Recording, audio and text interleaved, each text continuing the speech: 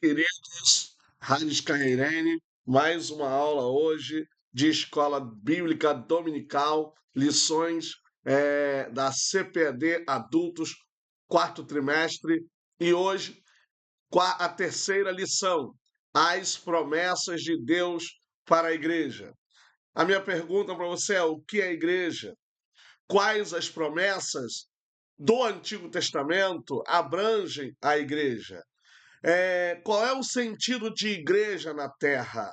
Por que Deus chamou povos e nações para delas fazer com que uma igreja seja constituída?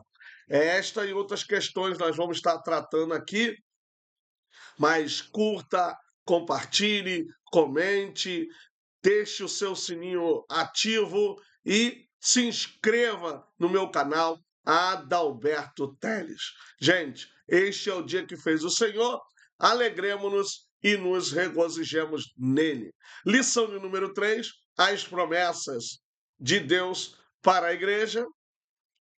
Os textos em classe estão em Mateus 28, 18 ao 20, Marcos 16, 15 ao 18 e Atos capítulo 16, o versículo 8.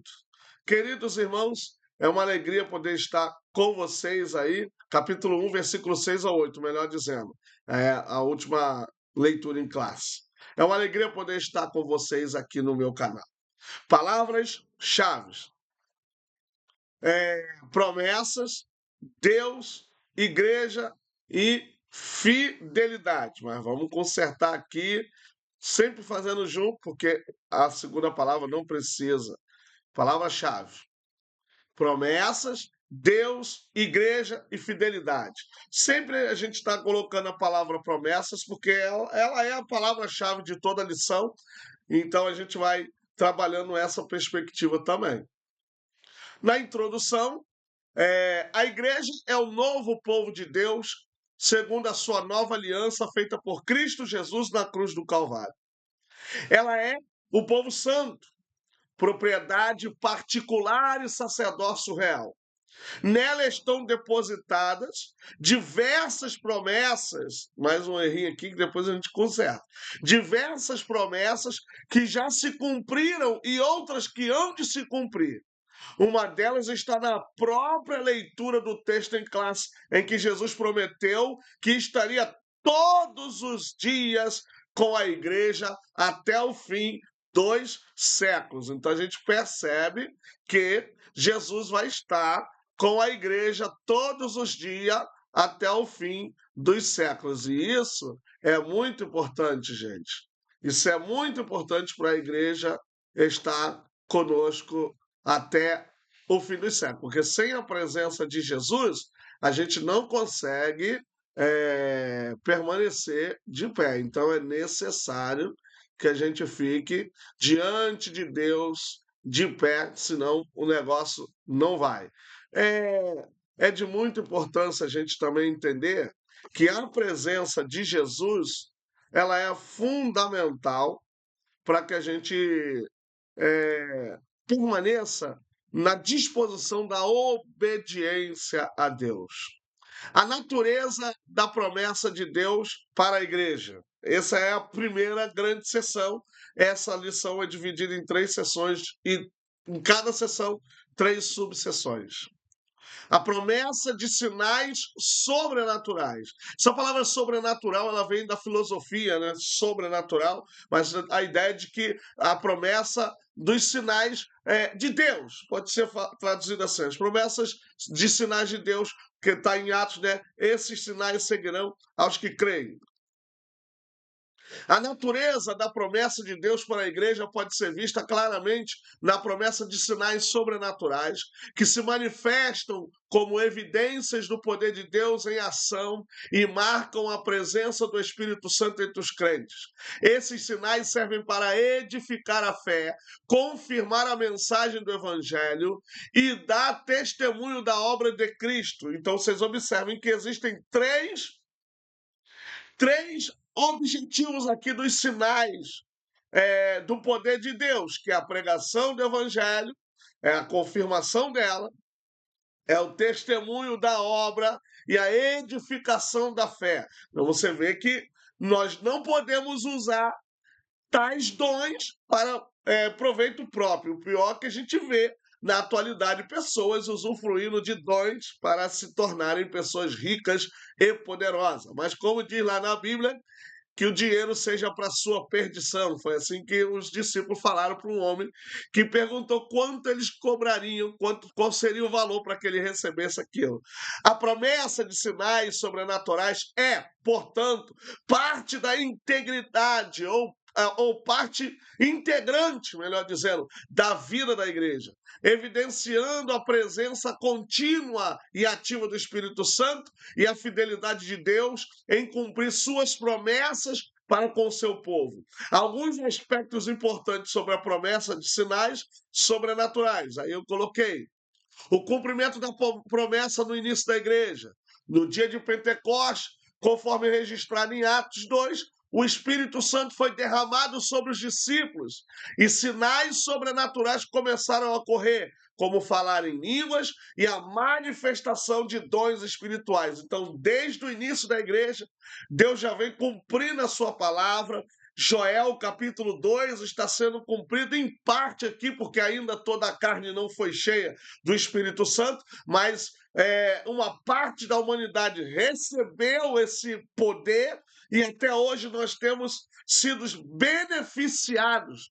Existem igrejas que não acreditam no batismo com o Espírito Santo como nós cremos. Existem outras igrejas que dizem que esses dons, essas manifestações, ficaram só para o período da Bíblia, são chamados de cessacionistas, mas a gente vê o poder de Deus até hoje, Deus curando, Deus transformando, Deus fazendo maravilhas, pessoas sendo ressuscitadas, como já aconteceu ao longo da história desses mesmos 100 anos aí da Assembleia de Deus. Então a gente vê sim o poder de Deus se manifestando através da igreja. Se manifestou no passado e continua se manifestando e há de se manifestar no futuro. A confirmação da palavra por meio de sinais. Em Hebreus 2, capítulo 2, versículo 3 e 4, a Escritura ensina que Deus testemunhou a pregação do Evangelho com sinais, maravilhas e diversos milagres, além dos dons do Espírito Santo. Então a pregação, ela sempre foi acompanhada com sinais, maravilhas. É claro que hoje nós temos visto aí uma perspectiva totalmente diferente, principalmente no mundo da itinerância. Então a gente não vê as pessoas mais fazendo ou trabalhando a questão de sinais, mas apenas pregação. E pregações que às vezes são únicas e exclusivamente voltadas para um público já salvo, quando na verdade a itinerância na Bíblia e a itinerância passada era uma itinerância evangelística, em que as pessoas proclamavam o evangelho de Cristo para os pecadores. Hoje a itinerância está mais voltada para dentro da igreja. Aí se você me pergunta, então não é importante? É claro que é, mas salvação de alma, esse é o objetivo primário. No mínimo a igreja tem dois objetivos. Primeiro, glorificar Deus e salvação de alma. Essas duas perspectivas primárias não podem ser perdidos de vista pela igreja. Salvação de alma, claro que segundo, porque primeiro glorificar Deus acima de tudo, porque Ele está acima de tudo, e salvação de almas. E a glorificação a Deus, de certa forma, ela já contribui para a gente salvar almas. Então, desde o princípio, a palavra de Deus é confirmada por meio de sinais. Eu acho que nós precisamos retornar às Escrituras. Não é retornar à igreja primitiva, porque isso não tem como, mas retornar à Escritura, retornar ao ensinamento, fazer como o período do renascentismo, né? O período do voltou lá a cultura grega. Nós também precisamos fazer isso. Retornar as escrituras primitiva para compreender o papel da igreja hoje. Talvez se nós fizermos isso, a igreja vai evoluir mais no poder de Deus. A continuidade dos sinais na vida da igreja. Os sinais sobrenaturais não se limitaram aos apóstolos do primeiro século. Eles continuam a se manifestar na vida da igreja ao longo dos tempos, mostrando a relevância da promessa divina para todas as gerações de crentes. Paulo disse: Eu não vim até vocês com palavras persuasivas, mas ele veio com manifestação de poder. É isso que a igreja também precisa fazer hoje. Nós não estamos aqui apenas para transmitir mensagens persuasivas, mas mensagem de poder. Quem é doente pode ser curado, quem não tem libertação pode ser liberto, quem não é batizado com o Espírito Santo pode ser batizado, pode receber dons espirituais. Então a igreja precisa fazer um retorno a esse momento que a igreja viveu no passado e continua hoje, porque Deus continua manifestando os seus sinais. O propósito de edificação e testemunho. Os sinais sobrenaturais não são meramente espetáculos de poder, eles têm o propósito de edificar a igreja. Isso da profecia, edificar, consolar e exortar. Eles têm o propósito de edificar a igreja, fortalecer a fé dos crentes e servir como testemunho para os não crentes. Então, olha o propósito do poder de Deus. Não é apenas um espetáculo, não é apenas uma manifestação. O poder de Deus tem objetivo, gente.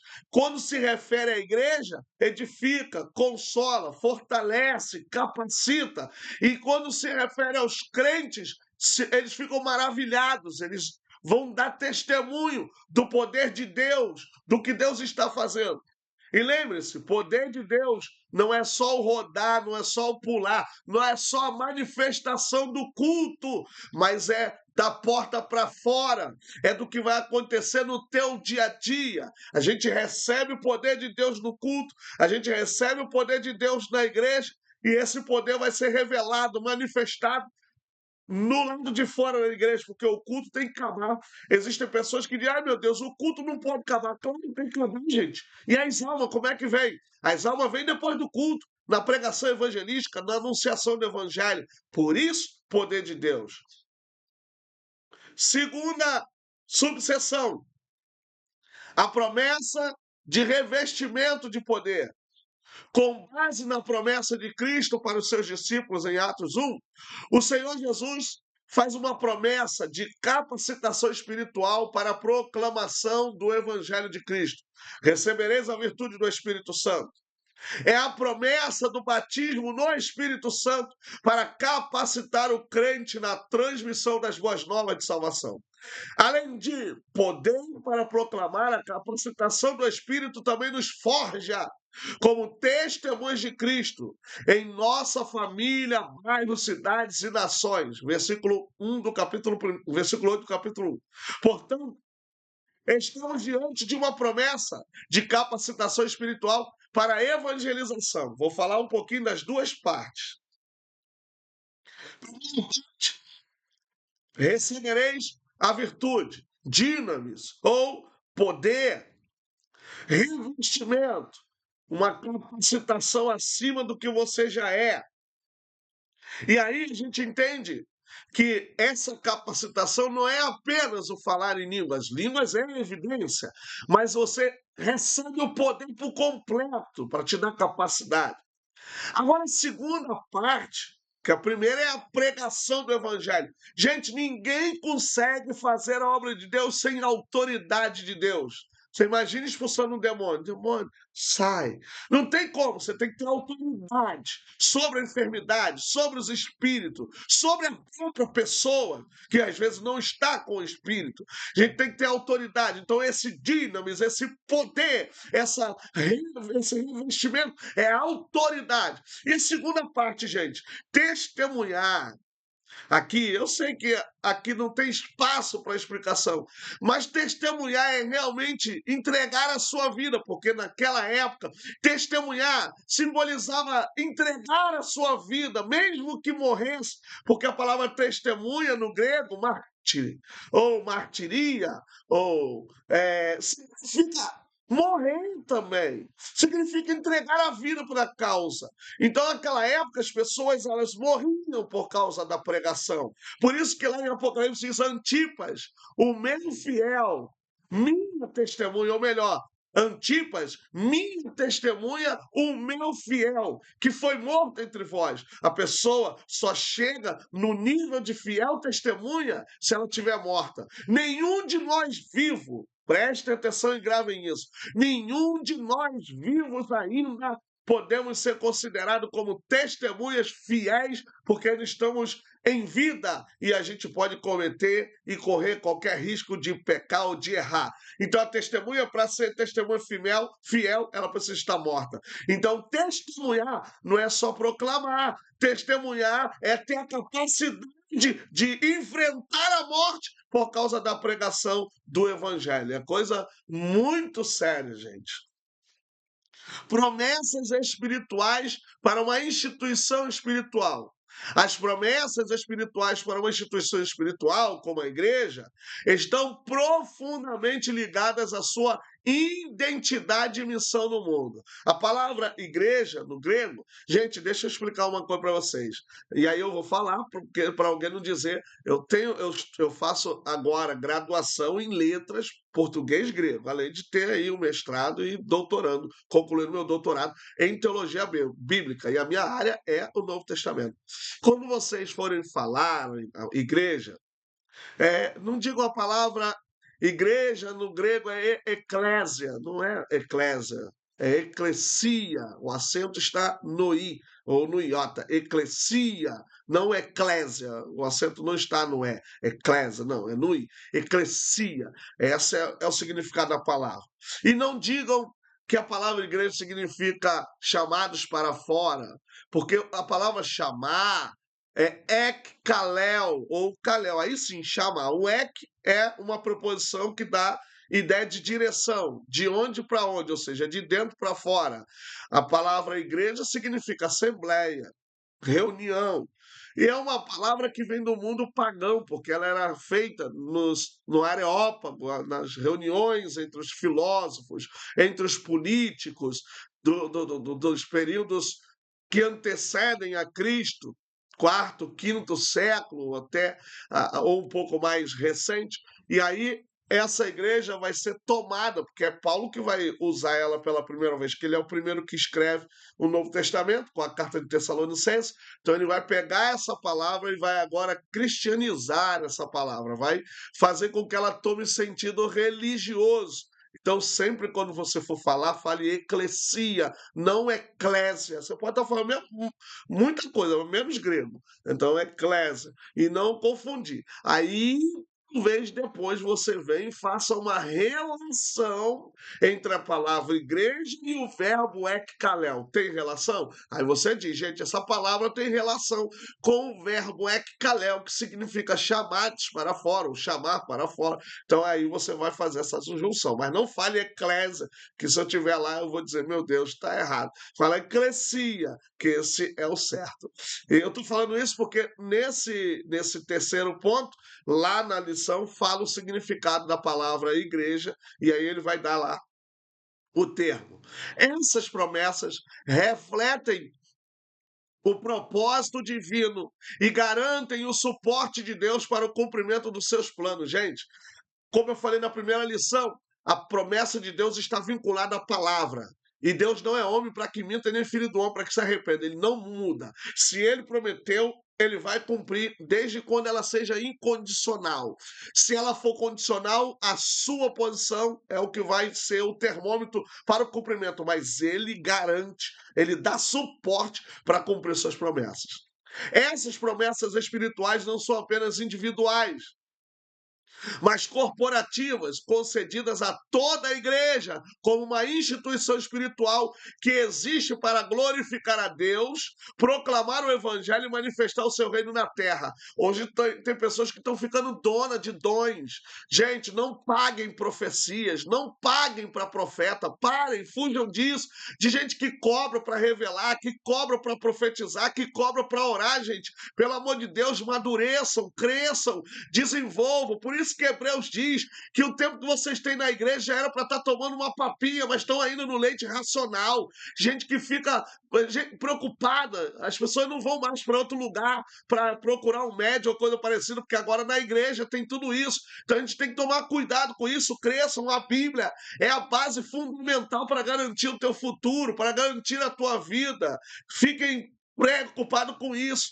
Preocupem-se com Jesus. Elas garantem que a igreja tenha os recursos espirituais necessários para cumprir sua missão e perseverar em meio aos desafios. São os dons, o poder de Deus, a inspiração do Espírito é que vai dar capacidade para gente perseverar em meio aos desafios, como você lê lá em Atos 2:42, e perseveravam na doutrina. Isso significa que mesmo em meio à perseguição, a igreja perseverava.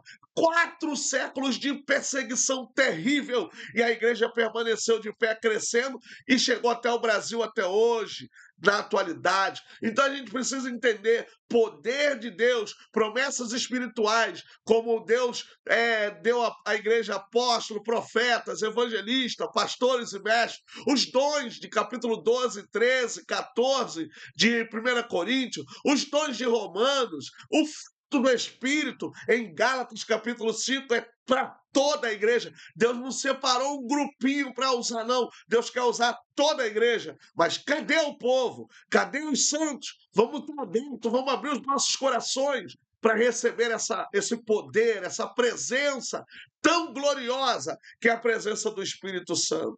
As promessas de Deus para a igreja, segunda grande sessão. Promessa de vida eterna. As promessas de Deus para a igreja são fundamentadas em sua fidelidade e refletem o propósito de trazer salvação e vida abundante para o seu povo. Uma das promessas centrais para a igreja é a promessa de vida eterna, que representa o cumprimento final da redenção e a esperança futura dos crentes. Ponto. Vou falar aqui uma coisa. O fato de eu ter morrido e todas as promessas que Deus falou comigo na terra não se cumpriram, não se cumprirem, não significa que ele mentiu, porque todas as promessas se resumem na salvação. Hebreus diz que todos eles lá do Antigo Testamento morreram aguardando a promessa. E a Bíblia também diz que Deus não é Deus de morto, mas Deus de vivo. Então eles morrem na carne, mas estão vivos em Deus. Então a promessa ainda está de pé. Não tem esse negócio de quem tem promessa não morre. Morre sim. Quantas mães Deus falou que ia salvar os filhos, estão mortas, mas Deus falou e vai acontecer. Deus não está preso à vida dela, Deus está preso à sua promessa, à sua palavra. Então, queridos, fuja desses má ensinamentos. Fuja dessas doutrinas que enganam, sofistas, que parecem ser verdades, mas são mentiras. A promessa de vida eterna está intimamente ligada à fé em Jesus Cristo. Essa promessa é a base da esperança cristã. Por que a gente está nessa esperança também? Por causa da vida eterna, que vem em Cristo Jesus. Assegurando que aqueles que depositam sua fé em Cristo não enfrentarão a condenação, mas desfrutarão de uma existência eterna em Deus. É isso que nós estamos também aguardando com a vida de Jesus. Vida eterna não é apenas longevidade, mas é viver para a eternidade, viver para sempre, mas com qualidade de vida, sem doença, sem dor, sem tristeza, sem morte, sem o SUS, sem nada disso, gente. Nós vamos ter vida eterna, sem velhice, sem limitações, mas em Deus, porque o único que é eterno é Deus, então ele vai nos permitir viver da sua eternidade. Que coisa tremenda! A vida eterna é uma dádiva graciosa de Deus e não algo que possa ser conquistado por méritos humanos. Ninguém é salvo por meritocracia. Até as crianças. Irmão, a criança é salva porque ela é inocente. Não, irmão, não existe meritocracia. A Bíblia diz que no pecado eu nasci, fui gerado em pecado. Então não tem esse negócio de inocência. Há uma forma secreta, sagrada, que a gente às vezes não consegue entender como Deus salva a criança. Mas que ele salva, ele salva. A igreja, como comunidade de crentes, é receptora dessa promessa por meio da graça divina, não por obras, mas pela fé.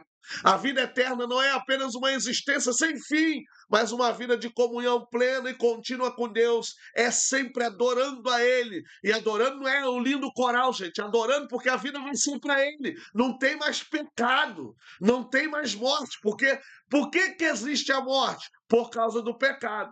E aí a gente entende sobre o milênio. Por que existe morte no milênio? Quando chegar o milênio? Porque no milênio ainda vai ter o pecado. Agora, não tem morte no céu, porque no céu não tem pecado. Então é uma vida de glorificação a Deus nesse aspecto. Não é um coral, como os outros falam, no céu vai ter um coral, eu vou adorar a Deus a todo sempre. Não, tem serviço, tem trabalho. Trabalho de fazer todo o serviço sacerdotal, porque lá vai ser o grande templo. A promessa de vida eterna motiva a igreja a permanecer firme na fé, mesmo diante de tribulações e perseguições. Nada disso vai nos atingir se a nossa esperança estiver no céu. Se a nossa perspectiva de vida estiver na glória, a Bíblia diz que aonde estiver o seu tesouro, aí estará o teu coração. E a minha pergunta para ti é: aonde está o seu tesouro? Aonde está o teu coração? Porque se o teu tesouro estiver aqui na terra, tu vai ficar angustiado, tu vai ficar ansioso, tu vai ficar deprimido. Mas se teu coração estiver lá no tesouro, no céu, aí você pode passar o que for. Claro, vai ter ansiedade, vai ter essas coisas, vai. Mas todas elas serão vencidas porque sempre você vai se lembrar. Não, meu tesouro está no céu, não sou dessa terra. Minha vida não é daqui, então não tenho que ficar preocupado. Uma vez salvo em Cristo, ó, não é uma vez salvo, salvo para sempre, não, gente. Uma vez salvo em Cristo e membro de seu corpo, de acordo com o que lemos em Atos 1, temos uma gloriosa promessa de poder do alto para sermos instrumentos vivos em que os sinais e os milagres de Deus possam confirmar a palavra que ele nos entregou. Gente, essa promessa é para os salvos, é para os santos. Promessa de manifestação de poder, gente. Deus quer nos usar poderosamente. Por isso que a Bíblia diz que Deus não se agrada daquela pessoa que fica ali acuada, aquela pessoa, sabe? Ah, eu sou tímida, não, arranca a tua timidez pelo poder do Espírito Santo. Deus quer te usar com poder, com autoridade. Essa promessa foi feita em Atos dos Apóstolos, está aí Atos 1, 5, 8. Foi experimentada naquele tempo, Atos 10. E ao longo da história da igreja, tem sido confirmada novamente na vida de milhares de servos de Deus que experimentam o batismo no Espírito Santo todos os dias e recebem dons espirituais preciosos para fazer a obra de Deus com fé e ousadia. A minha vida foi transformada quando aceitei Jesus e quando veio em seguida o batismo no Espírito Santo ou com o Espírito Santo, gente, tudo aí mudou mais ainda. Você tem mais intrepidez, você tem mais autoridade, você tem poder de Deus para fazer, ainda mais a gente que congrega aqui no Rio de Janeiro, enfrentar essas comunidades anunciando o evangelho, pessoas armadas, tem que ter a autoridade do Espírito Santo para ter mais poder do que a pessoa que está ali com aquela arma em suas mãos. O mesmo Senhor que batizou em Atos dos Apóstolos ainda batiza hoje. Não cessou, gente. Não acabou. Os dons espirituais continuam. Atos dos Apóstolos é o único livro que só termina com um ponto final, mas a história não acabou. A igreja vem perpassando. E outra coisa, a Bíblia diz: quem tem ouvido, ouça o que o Espírito diz às igrejas. Então, esse às igrejas, porque a igreja é uma só. Por que está no plural? Porque é a igreja de todas as eras. É a igreja de todos os séculos. Então Deus está falando com as igrejas da primeira até a de hoje. Não sei se é a última, mas ele está falando até a igreja da atualidade. Então ele continua a batizar, ele continua a revelar, ele continua a dar os seus dons. Vamos buscar, como diz lá Isaías: buscar-me-eis e me achareis quando me buscares de todo o coração. Vamos entregar o coração a Deus. Deus quer encher, Deus quer renovar, Deus quer dar dons espirituais, dons ministeriais, Deus quer dar dons de serviço, Deus quer te dar espiritualidade, Deus quer te dar capacidade para realizar maravilhas, para conseguir perdoar, Deus quer fazer a obra na sua vida. Terceira subseção da segunda grande seção, a promessa da glorificação do nosso corpo, que está incluída na vida eterna. A promessa de vida eterna inclui a ressurreição do corpo. Em 1 Coríntios capítulo 5, aqui está errado, tá, gente? Ali está como se fosse crônica, mas é 1 Coríntios. Em 1 Coríntios 15, versículos 51 e 54, Paulo afirma sobre o mistério da transformação final, quando os mortos ressuscitarão incorruptíveis e o que é mortal se revestirá de imortalidade. Para a igreja, essa promessa assegura que a morte não é o fim, mas uma passagem para uma nova vida em plenitude e glória. A palavra de Deus nos mostra que quando o nosso Senhor arrebatar a sua igreja, seremos semelhantes a ele, porque assim como o veremos, quando o nosso corpo for glorificado, o veremos face a face e o conheceremos como também ele nos conhece. Então, é claro que o Espírito Santo é ele que vai ressuscitar a igreja por meio do poder de Deus também, através de Jesus Cristo. Então, nosso corpo será transformado, renovado, um corpo semelhante ao de Cristo. E isso está vinculado à salvação, vinculado à ressurreição de Cristo, que é a primícia da ressurreição. Terceira grande sessão, e indo agora para o final, condições para viver as promessas de Deus. Quando a gente fala aqui condições para viver as promessas de Deus, reparem que toda essa parte está voltada para a ideia de promessas condicionais ou promessas condicionadas. É preciso crer. Então, uma das condições para a promessa se cumprir é crer. Isso aqui é fundamental. Para viver as promessas de Deus, há certas condições que a igreja e os crentes precisam observar. A primeira e essencial condição é a necessidade de crer. A fé é fundamental para experimentar as promessas divinas, pois ela é a base sobre a qual o relacionamento com Deus é estabelecido e mantido. Nestes últimos dias, precisamos reanimar a nossa fé nas promessas de Deus. É tempo de confiar no Senhor e se fortalecer na força do seu poder. Assim, crer é a condição primária e indispensável para viver as promessas de Deus. É um texto que está tão claro que dispensa até explicações. Então, a palavra-chave aqui, crer, ter fé, sabe? Fundamento. Então é preciso acreditar em Deus com toda a força, com todo o sentimento, com toda a emoção. É necessário confiar em Deus acima de todas as coisas. A fé permite que os crentes se apropriem das bênçãos prometidas, mantenham uma vida de obediência e superem os obstáculos que podem impedir a realização dos planos de Deus em suas vidas. Então a fé é isso.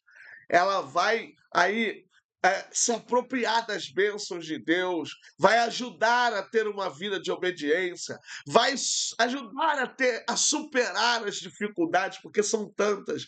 Eu sei que talvez você que vai ver, assistir essa aula, está sofrendo, está pagando o preço, mas a fé está te capacitando, está te dando força para você vencer.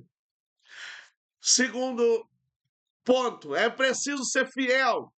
Uma vez que cremos no Senhor, devemos nos apresentar a Ele de maneira fiel. Os discípulos de Cristo, conforme nos mostra o livro de Atos, permaneceram fiéis diante do que ouviram diretamente do Senhor. Não importa o tempo que passe, nos apresentaremos a Deus em fidelidade, como fez Jó, que mesmo sem saber que era alvo da malignidade do diabo, que tirou-lhe os bens, os filhos e a saúde, manteve-se fiel. Como Daniel, lançado na cova dos leões, ainda assim permanecer fiel ao Senhor. Tomemos a palavra de Jesus, ser fiel até a morte, e dar-te-ei a coroa da vida. Então, observem, 3 períodos de tempo: passado, e vão trabalhar a nossa fé na atualidade. Ou seja, se eles venceram, se Jó venceu, está numa época diferente da de Daniel, Daniel venceu, está numa época diferente do Apocalipse, da Apocalipse, os ouvintes e leitores, se eles venceram, então o crente da atualidade também irá vencer, se permanecer fiel. A palavra fiel, pistis ou pistóis, também é a palavra fé. Então, fé, fiel, fidelidade, vem tudo da mesma raiz no grego. Então, ser fiel, ter fidelidade, implica também ter fé. Então, vamos manter esse campo semântico na nossa vida. Terceira subseção e a subseção final. É preciso obedecer a Deus. Outra condição essencial para viver as promessas de Deus é obedecer a Ele. A obediência é uma expressão prática da fé e demonstra o compromisso com a vontade de Deus. Ela é crucial para experimentar o cumprimento das promessas divinas, pois Deus abençoa aqueles que andam em seus caminhos. A obediência pode ser caracterizada como demonstração de amor a Deus, a palavra de Deus como guia para a vida, mesmo em meio a desafios, e traz como benefícios bênção e prosperidade e gera frutos espirituais e crescimento. Olha isso. Então, além da gente ter algumas características da obediência, também temos alguns benefícios que elas produzem. Deus está do lado dos obedientes. Deus quer abençoar os obedientes. Vamos permanecer, gente, na obediência. Conclusão? Concluo essa aula com as palavras da lição 13, né? A própria conclusão dela. As promessas de Deus para a igreja do nosso Senhor e Salvador Jesus Cristo são de grande valor espiritual. Como igreja, estamos integrados como membros desse corpo espiritual. Por meio de Cristo, as promessas do Senhor são grandiosas para todos os que fazem parte da igreja. Nele, viveremos as promessas da vida eterna, de poder e de glorificação final do nosso corpo. Os planos de Deus para a sua igreja são infalíveis e a igreja é indestrutível. Gente, compartilhem, comentem, curtam, deixe o sininho ativo que já vai chegar para você aí a notificação. Até a próxima aula. Deus abençoe. Haris, Kai, Irene, um abraço.